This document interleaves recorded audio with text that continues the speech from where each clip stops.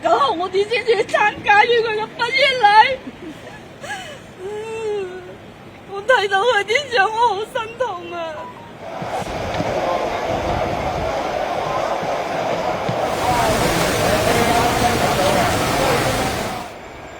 咁佢哋咪喺呢度係咁企住，咁坐。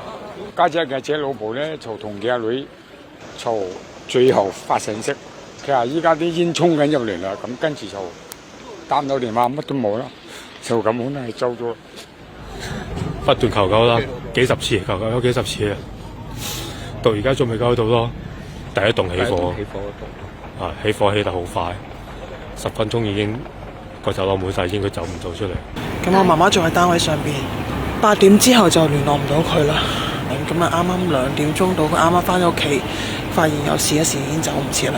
聽聞啲鄰居話一起火已經好大煙，咁啊最後都係咁啊同咗隔離屋嘅阿姨咁樣一齊咯，同佢喺個廁所度咯。停水之前佢哋話接咗1桶水，啲水已經水電全部斷晒，我哋都好擔心。